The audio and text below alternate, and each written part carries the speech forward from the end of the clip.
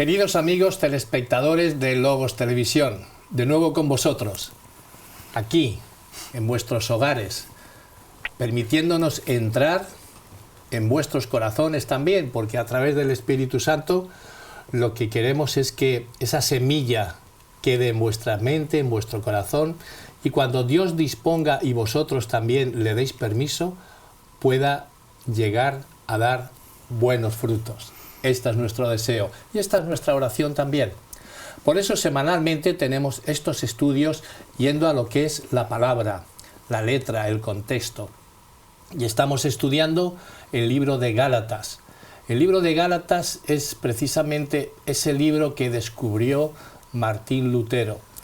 Ese libro que, junto con Romanos, también el libro de Romanos, ellos dos traen a la luz esa doctrina olvidada durante siglos, la justificación por la fe, donde gracias a que Jesús nos justifica por la fe que tenemos en Jesús, nos permite que esa justicia nos permite ir al cielo junto a Él. Y no es que seamos justos, pero nos hace justos, dado que nos permite que podamos llegar a tener esa relación con Jesús, pero siempre es Él el que lo entrega todo. Y hoy hemos traído con nosotros a un compañero, un amigo, un colega, el pastor Eufrasio Oropeza.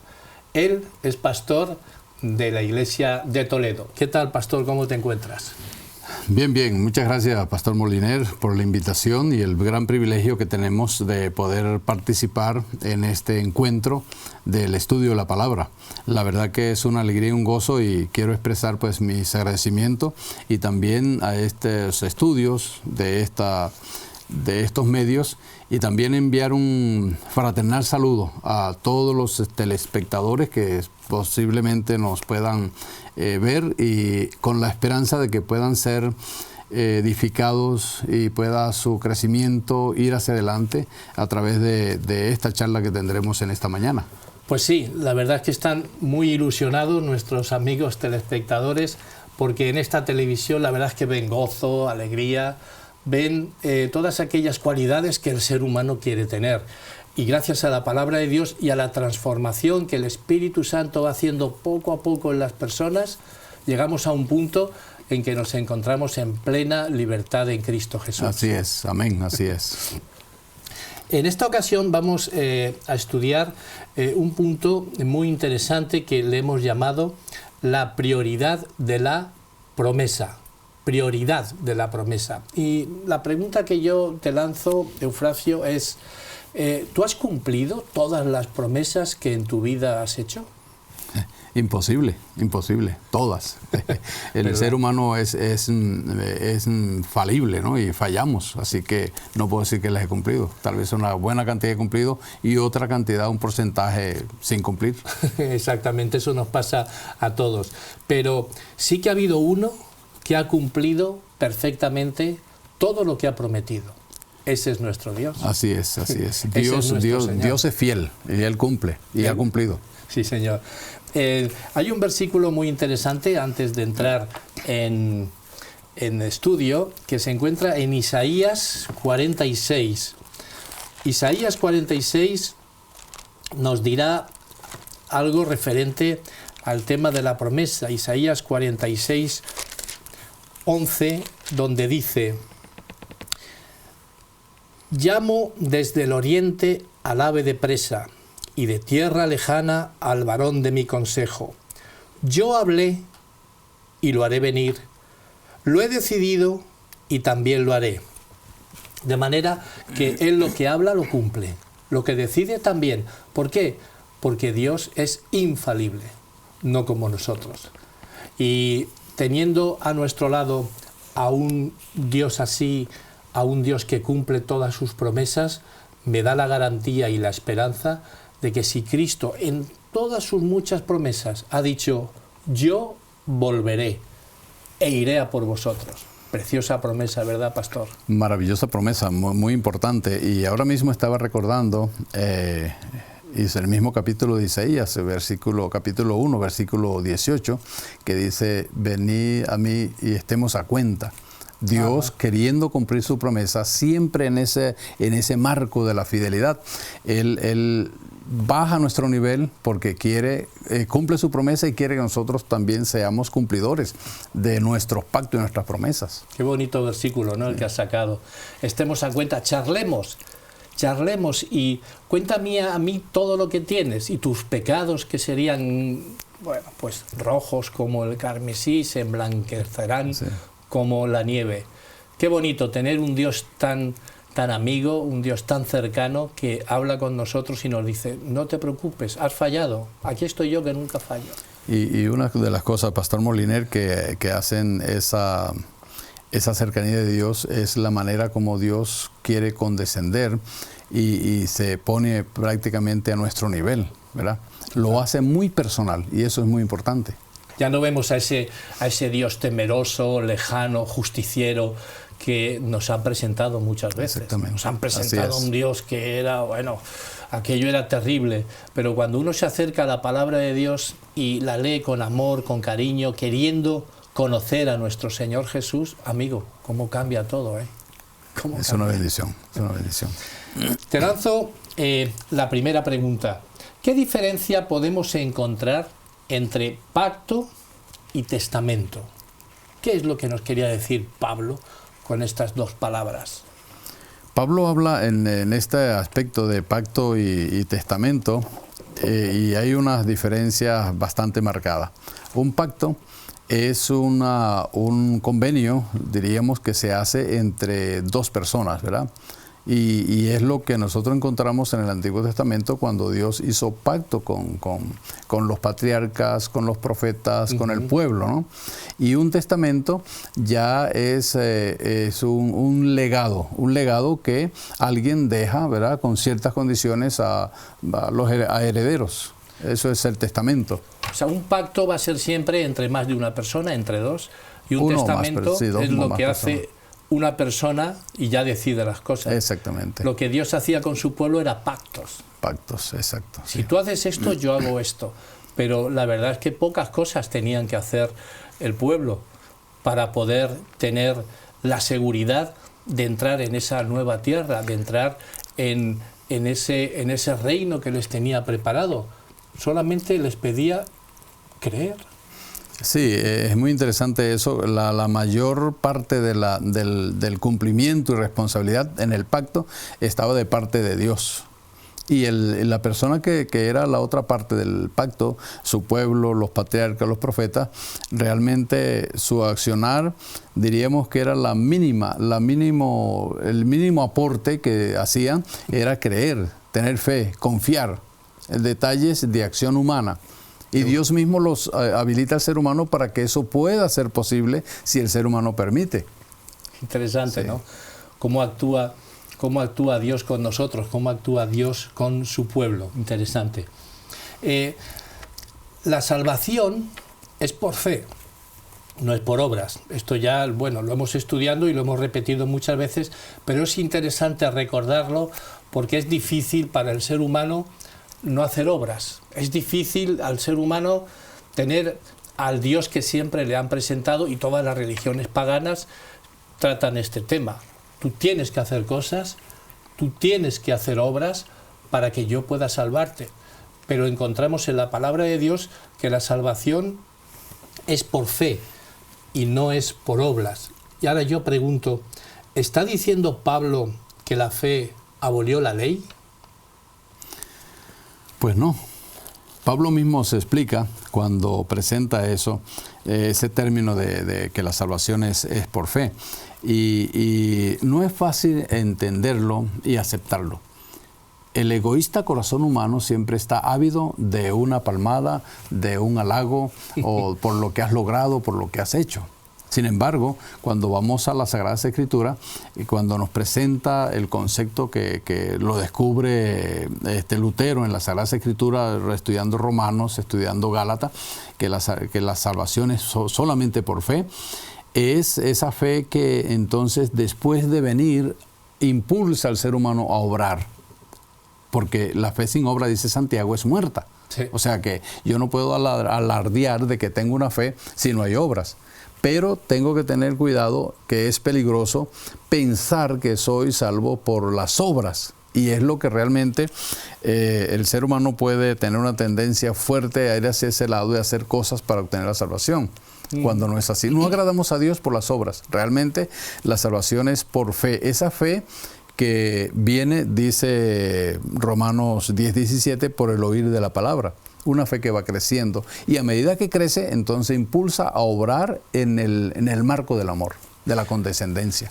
Entonces lo que me estás comentando es que obras siempre hay, pero no nos podemos fijar en las obras que nosotros hacemos, porque entonces el ser humano, como muy bien indicas, es tan egoísta que llega un momento en que dice, si la hago yo, ¿para qué voy a estar pendiente de Jesús que actúe en mí? Ya lo hago yo, que soy suficientemente pues maduro, suficientemente hombre para hacer yo estas obras. Ese es el peligro de fijarnos en nuestras obras, que las hacemos nosotros mismos. Hay un versículo muy interesante que quiero comentar contigo, se encuentra en Mateo, capítulo 5, versículo 16. A ver qué te parece este versículo, Efracio. Dice así: así alumbre vuestra luz delante de los hombres, de tal modo que vean vuestras buenas obras y glorifiquen a vuestro Padre que está en los cielos. Buenas obras siempre hay, pero el fundamento de esas buenas obras, cuando uno tiene fe, ¿a dónde va dirigida esa glorificación? Porque el ser humano que hace obras por sí solo, lo que quieren es recibir halagos, lo que quieren es recibir palmaditas, como decías. Pero aquí está diciendo, esa luz va a hacer que tengáis buenas obras, pero inmediatamente ¿a quién glorifican? A Dios. Glorifican a Dios. Que es o sea, todo don perfecto, dice el salmista, viene de Dios. Toda buena obra viene del Padre de las luces.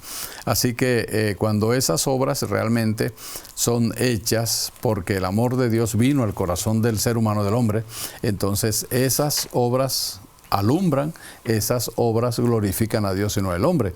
Hay grandes filántropos en el mundo, de eso tenemos una historia incontable. Muchos, sí.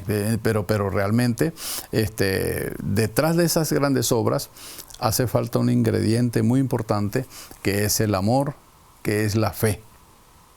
Y es básico. Sí, lo interesante es que siempre que, bueno, pues tengo que dar este estudio bíblico a gente que viene de un mundo donde todo se paga. Yo quiero ir al colegio, tienes que pagarlo. Yo quiero comida, tienes que pagarlo. Yo quiero pues tener una semana de ocio, tienes que pagarlo. Tienes. Y ahora tú me estás diciendo que aquí no hay que pagar nada. Me estás diciendo tú a mí ahora que para obtener yo la salvación yo no tengo que hacer nada. Claro, eso para el ser humano es muy difícil. Es muy difícil. Haciendo siempre cosas para conseguir algo, ahora me dice la palabra de Dios, no, ya está todo hecho. Eso es difícil. Sabe, pastor, que de allí la exclamación de algunas personas que han dicho, ¿qué hago por ti, Dios? ¿Qué hago por ti? Y Dios dice, no puedes hacer nada. ¿Qué vas a hacer? No, solamente entrégame tu corazón, lo único que puedes hacer. Entonces, cuando eso sucede, cuando se da ese milagro, entonces empiezan a surgir las obras y aún la persona ni lo puede notar. Y se da cuenta. Es una obra espontánea, porque viene de arriba, viene de parte del cielo. Qué bueno. Entonces, retomando lo que estábamos diciendo, que ahí está la ley, pues para hacer algo, pues para que nos pueda reconducir a aquello que a veces lo estamos haciendo mal. En Romanos capítulo 3 podemos leer lo siguiente. En Romanos capítulo 3, versículo 28, después de una larga exposición que hace Pablo, dice, concluimos pues que el hombre es justificado por fe sin las obras de la ley. Y en el versículo 31 dice, luego invalidamos la ley por medio de la fe, meganoitos, dice Pablo constantemente. En ninguna manera, sino que afianzamos la ley. ¿Cómo podemos compaginar esa ley y esa fe? Y esas no obras, ¿cómo se compaginan? Es interesante que realmente Pablo queda claro en lo que expone en cuanto a este conflicto. Y Pablo sabía que el problema humano radicaba en eso, ¿no? Querer sobresalir y querer obtener la salvación a través de las obras. Y ese es el problema, pero Pablo lo deja claro. Ahora, ¿cómo podemos nosotros compaginar eso?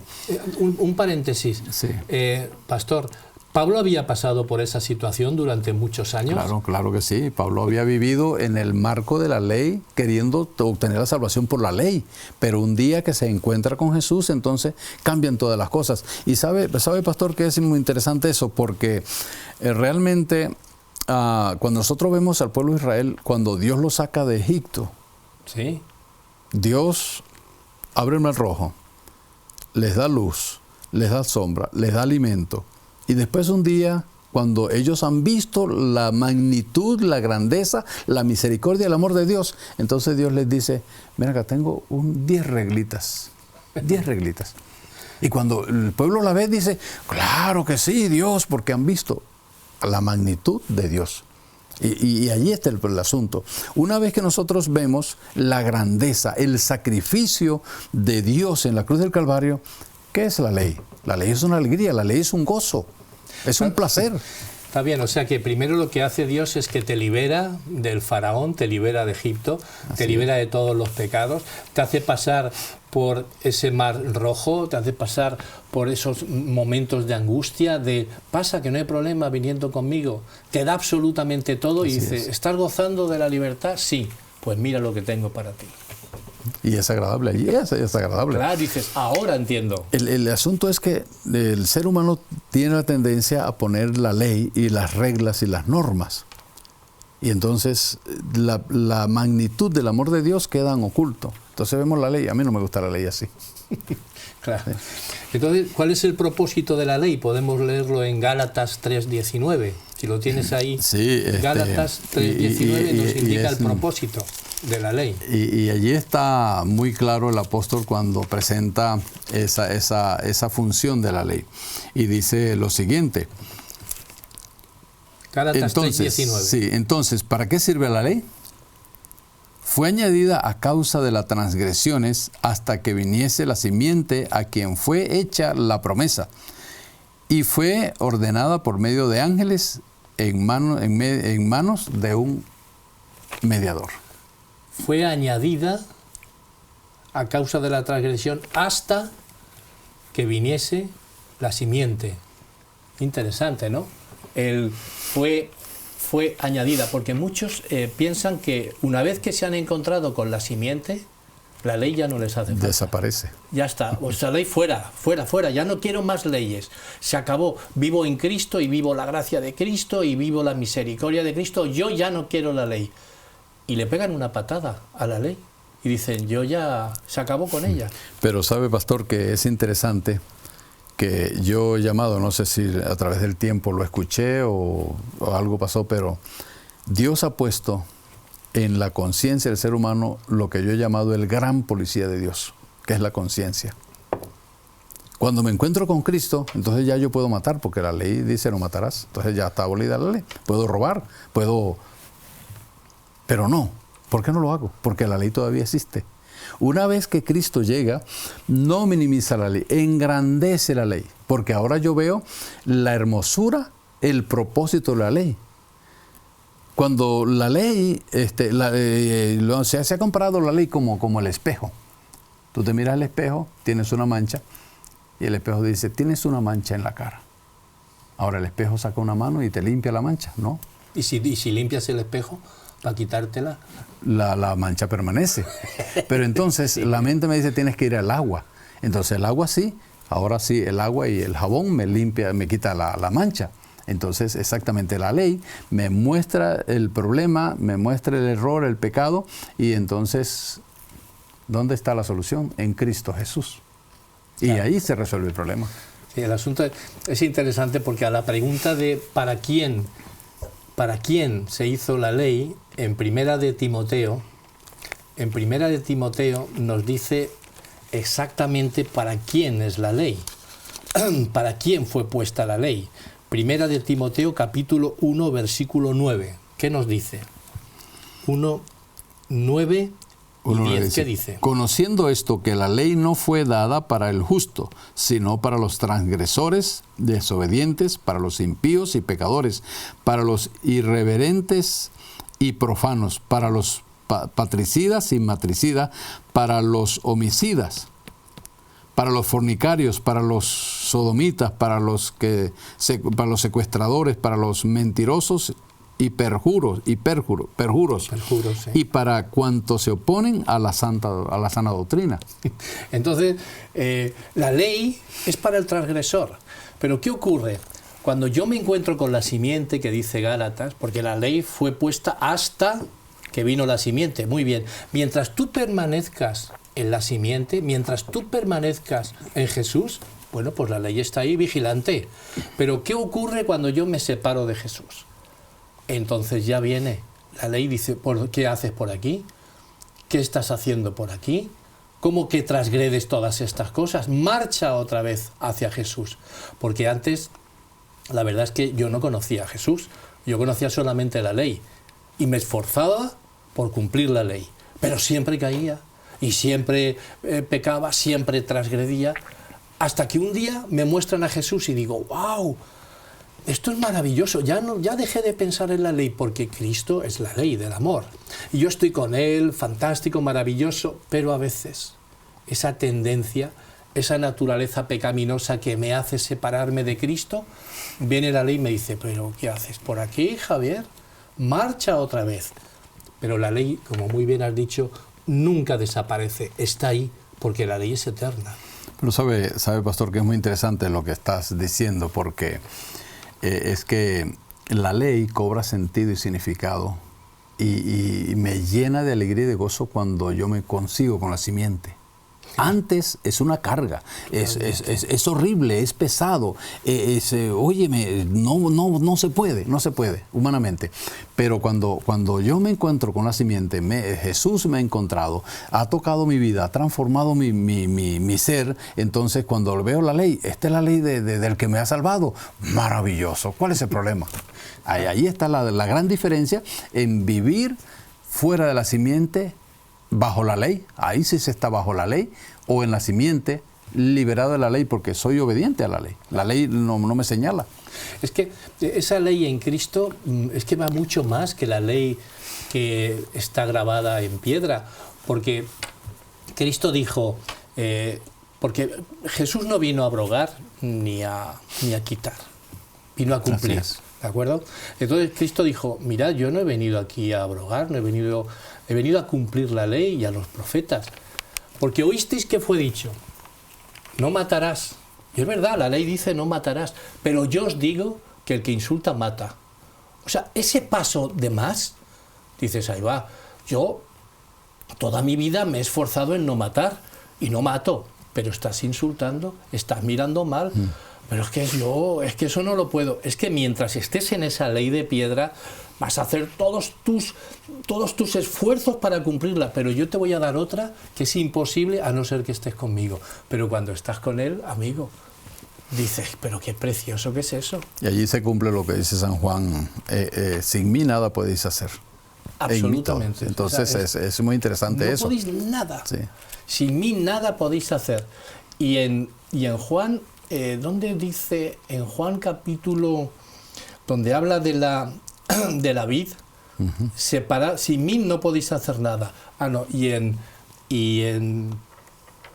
Filipenses, todo... Lo puedo en Cristo que me fortalece. Sin mí claro. Nada podéis hacer, todo lo puedo en Cristo. Bueno, querido amigo telespectador, hay que elegir. Sin mí nada podéis hacer, todo lo puedo en Cristo que me fortalece. Muy bien traído ese versículo, pastor, porque le damos a nuestros amigos telespectadores, bueno, pues la materia, le damos las viandas que ellos deben de masticar y alimentarse a través de la palabra, porque lo tenemos todo resuelto en la palabra. Es que, Pastor Moliner, ahí está el secreto del poder y el infortunio de no poder. Ahí están las dos cosas. Ahí está. El secreto del poder en Cristo Jesús. Sin mí nada podía hacer. Y Filipenses, todo lo puedo en Cristo. Bueno, pues dime, hablando del tema, ¿no?, que estamos aquí centrados en lo que es Gálatas, ¿la ley existía antes del Sinaí? ¿O la ley fue puesta en el monte Sinaí cuando salieron de Egipto? De hecho, hay algunos que temerariamente dicen que la ley fue dada a los judíos, ¿verdad? Pero existía antes, mucho antes, de hecho, antes de la creación del mundo. Porque la ley se aplicó en la rebelión en el cielo. ¿verdad? Ahí ya hubo rebelión. Ahí hubo ley. Porque si no había ley, pues entonces no había orden. Y se aplica la ley porque se causó un desorden. Se quería romper un orden que había, los principios, y entonces se aplica la ley. Luego, cuando Adán y Eva son expulsados del huerto del Edén, también se aplica la ley. ¿Por qué salen ellos del huerto del Edén? Porque hay una ley. Claro, la ley estaba invisible, estaba tácita, no estaba escrita. Pero cuando Dios los saca del huerto del Edén, allí entonces se dispara el cronómetro del tiempo y se empieza la ley a hacer su efecto.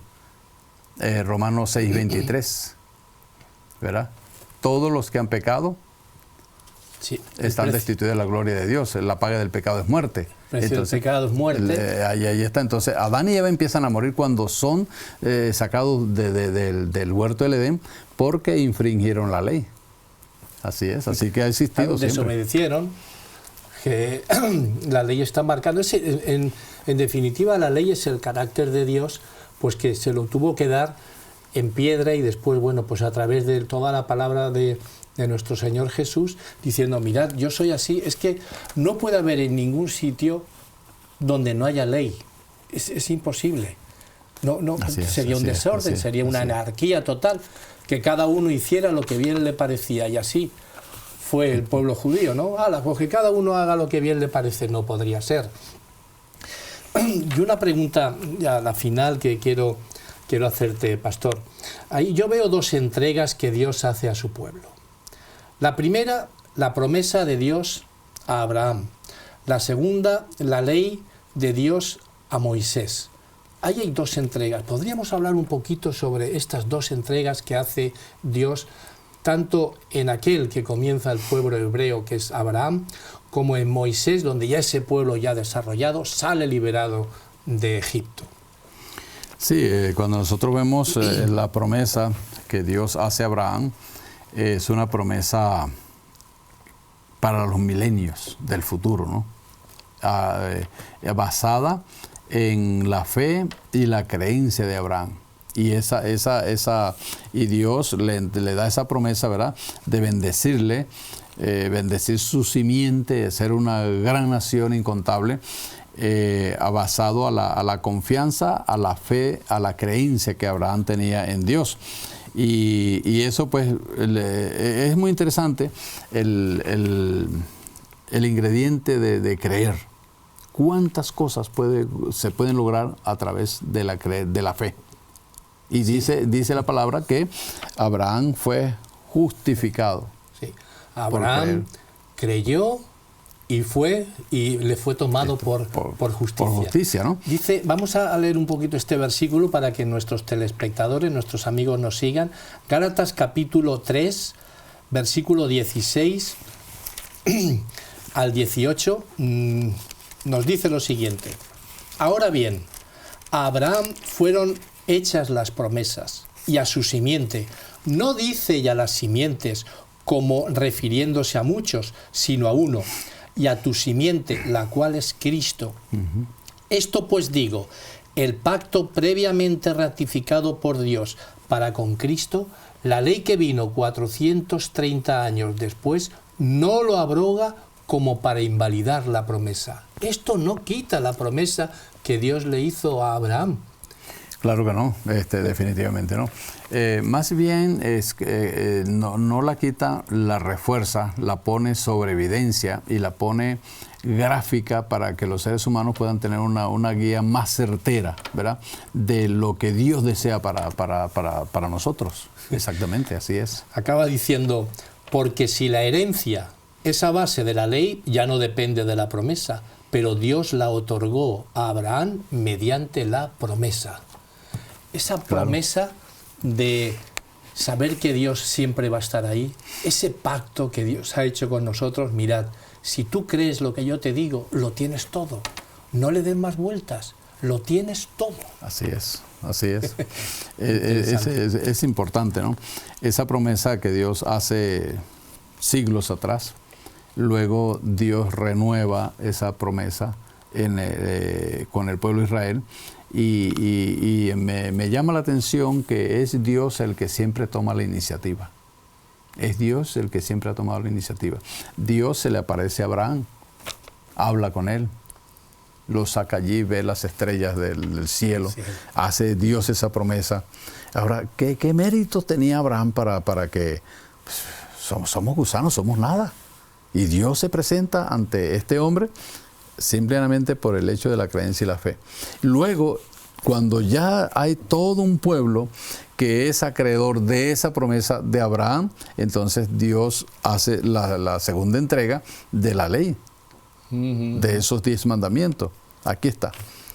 Estas reglas para que tú puedas saber cómo son las cosas y entonces yo voy a cumplir mis grandes promesas, mi palabra comprometida, la palabra de Dios empeñada allí. Qué bonito es, como poquito a poco cuando uno se sumerge en la palabra de Dios, cuando uno bucea la palabra de Dios, ve que efectivamente Dios elige a Abraham y dice, tú vas a ser el padre de un pueblo que yo le voy a dar a él todo, pero basado en este pacto, creed lo que yo os diga, pero se lo voy a dar también por escrito, para que vosotros poseáis mis escritos, pero no es para vosotros solamente. Tenéis que compartirlo con todos los demás, porque esto es para todos, porque todos sois mis hijos. Pero yo he elegido a un pueblo pequeñito, a un pueblo que no tiene una relevancia muy grande sobre los demás, pero por mi amor yo os elijo para que seáis portavoces y portaluz de toda la esperanza y de toda la salvación que yo quiero para todos los pueblos. He estado pensando que Dios hubiera podido bañar al mundo con ángeles, entregando esa promesa a cada ciudad, a cada región, a cada lugar, a cada persona. Pero ha seleccionado un grupo de personas que pudiesen ser los depositarios de esas promesas y de esa ley para compartir con los seres humanos. Y somos privilegiados, pastor, somos privilegiados al conocer un poco y compartir eso que hemos recibido de Dios con tantas personas que necesitan. Es un privilegio muy grande. ¿Tú eres feliz así? Muy feliz. Compartiendo todo lo que Dios te ha dicho. Así es, así, muy feliz. ¿Y qué entonces quieren los ángeles? Déjanos ser más felices de lo que somos, déjanos hacerlo a nosotros. Y el Señor dice, no, este privilegio es para mis hijos. El que lo quiera, que vaya y que sea feliz compartiendo lo que yo le he dado. Así es. Qué bonito. Más maravilloso, sí, muy maravilloso. Pues muy bien, pastor. Pues un privilegio tenerte con nosotros para poder estar estudiando la palabra de Dios, porque siempre es una fuente inagotable de agua fresca para todos aquellos que tengan sed, para todos aquellos que estén sedientos. De manera que contamos contigo para una próxima emisión. Podemos estudiar también otra perícopa de otro libro que quizás estudiemos dentro de poco, así que estarás invitado para que podamos nosotros disfrutar de lo que es la palabra de Dios. Muchas gracias, Pastor Moliner. La verdad que es una alegría y un gozo poder estar estos minutos acá, y quisiera hacer un llamado a nuestros telespectadores. Adelante, a centrarse realmente en este tiempo final que vivimos en la santa palabra de Dios. La única guía que nos está quedando en medio de tanta confusión. La palabra de Dios presenta una guía certera, unas declaraciones muy importantes para el ser humano. Dios ha dejado este libro, es su palabra empeñada, y quiero pues nuestros amigos, nuestros telespectadores, desafiarles, animarles a que nunca o diariamente puedan tener un encuentro con la palabra, y de esa manera su fe pueda crecer, su creencia pueda solidificarse y seguir adelante. Que Dios pues bendiga a todos, y estamos a la orden, pastor. En cualquier momento podemos volver a cuadrar un tiempo para compartir. Pues muchísimas gracias, pastor. Y también a nuestros amigos telespectadores, agradecerle que habéis estado ahí, al otro lado del televisor, escuchando, apuntando y también escribiendo preguntas que vosotros tengáis, porque siempre que podamos vamos a resolverlas, vamos a contestarlas. Que el Señor os bendiga, que el Señor os guarde, y nos vemos la próxima semana.